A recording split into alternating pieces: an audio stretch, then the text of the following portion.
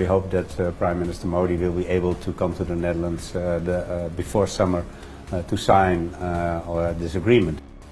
India, which is a big country with a lot of talent, specifically in high-tech, AI, etc., together with other countries, is discussing in what way we can develop AI, a responsible AI, that also is not only about profit or about control, but is really helping everybody. What role can India play in leading or paving the way forward for the global south? I think India can bridge that gap.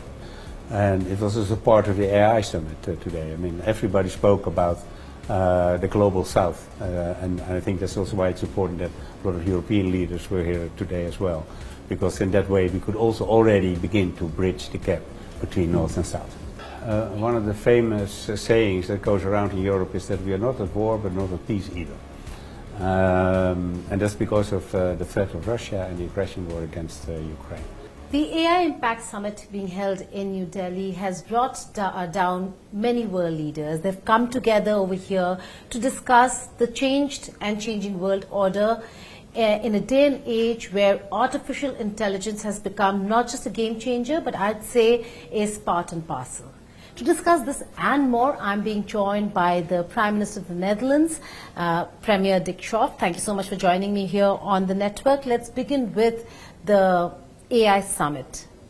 Your first take on how do you perceive India hosting the summit and India's future as an AI leader? Yeah, I think it's very important that India supported right at this time the AI summit.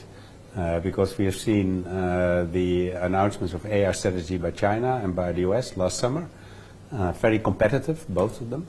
And I think it's important that other countries, and certainly also India, which is a big country with a lot of talent, specifically in high-tech, AI, etc., together with other countries, is discussing in what way we can develop AI, a responsible AI, that also is not only about profit or about control, but is really helping everybody.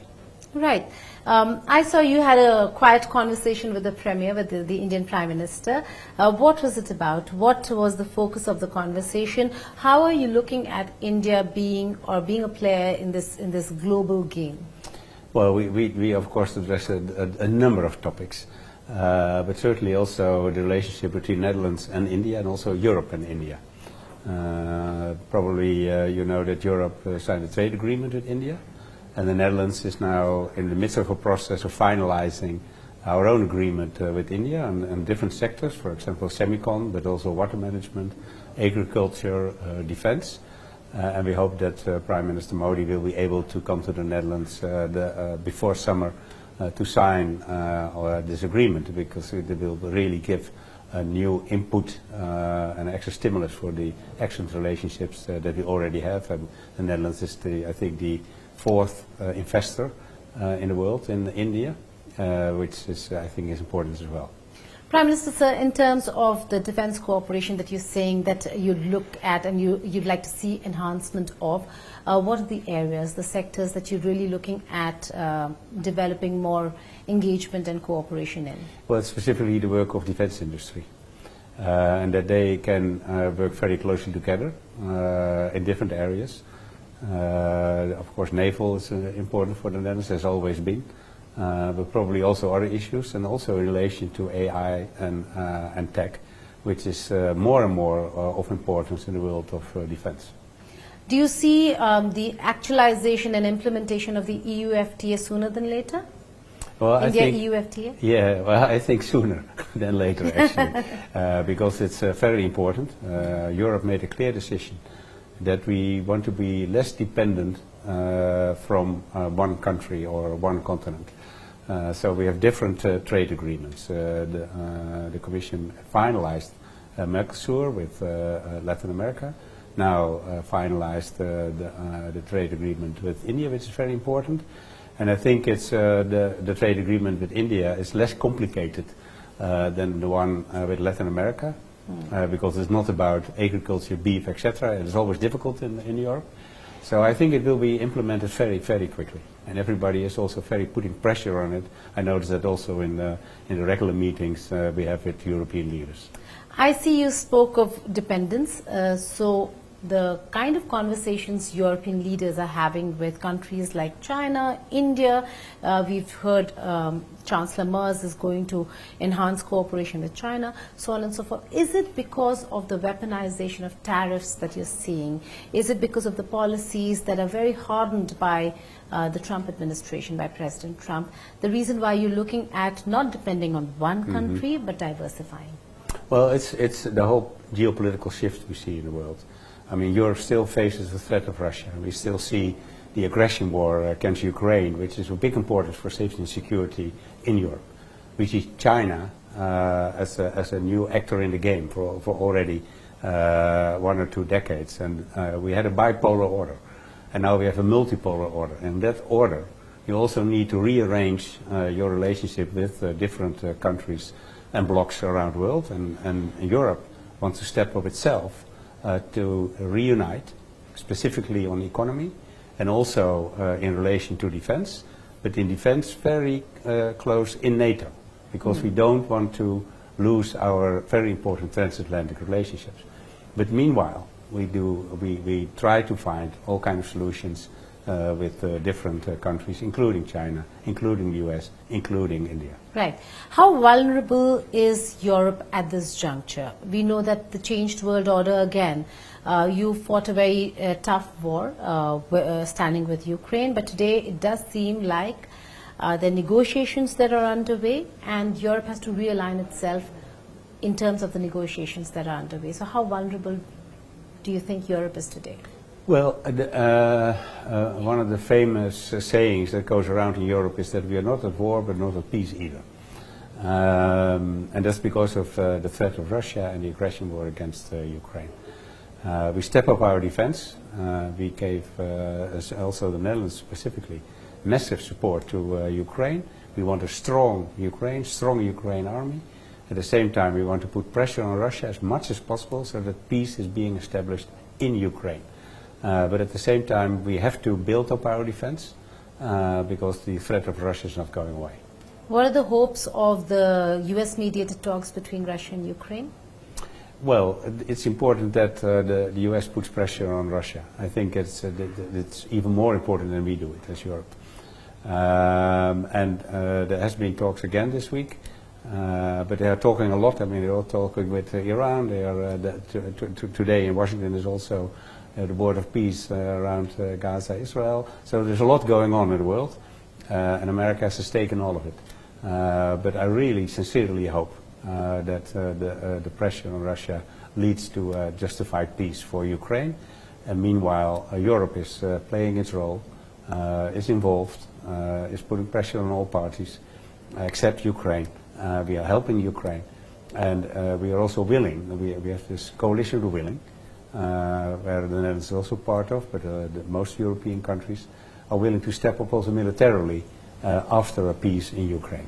Okay, and what's your opinion and position, sir, on the Board of Peace? You just spoke about it, the meetings are happening, being part of it, a two-state solution, looking at the misery and problems in Gaza and West Bank. How do you see it? Well, for the Dutch government, the two-state solution has always been the cornerstone of our policy. And the first phase of peace was really welcomed also by the Dutch government. I myself was in Sharm el-Sheikh also at that moment. We are on a political level not in Washington because the Board of Peace is now not only about Gaza but is much broader. So we have a lot of questions about the Board of Peace. But our ambassador is in Washington as an observer. So we have not made the decision about joining the Board of Peace. Okay, and circling back to the AI summit before I let you go. Yes. Prime Minister Narendra Modi today said that AI should be child safe and family guided. How important is it for the Netherlands to ensure that AI does not become a disruptor but an enabler, and that children are safe in a day and age where we're looking at files coming out left, right and center of how vulnerable our children can really be? Yeah, well, there's only one answer possible. It's very important. And it's also part of what I'm saying is responsible AI. And it also goes to vulnerable people, like children. I mean, they believe everything they see. So we have to be very careful, and I know that's also in discussion in the Netherlands and also in Europe, whether we should follow the example of a barrier before the age of 15 or 16, something like that. But it's a discussion that's not finalized in the Netherlands yet. But the issue of responsible AI and making sure that children don't get the wrong content or get fake information or false information is very, very important. For your own domestic audience, we do know that government is shuffling a bit in the Netherlands. But are you looking at a stronger AI policy? You just said you're considering it, but a stronger policy like many other countries where they're saying there should be an age bar for what child can access and cannot access. Well, age bar is still under discussion, but we are certainly in the midst of creating our own national, international AI policy, because we very strongly believe that AI, as you mentioned earlier, a game changer. It's even more than that. So we have to need a policy, and part of that policy is partnership with other countries, and not only within the EU. It's important within the EU, but also with other countries, and certainly India. Because we've got a great talent base over here, and I think we have some shared values that we want responsible AI, and that's also what we are in the Netherlands and also in Europe are looking for. Finally, so before I let you go, there's a massive north-south divide that we're seeing now, and it's increasing furthermore.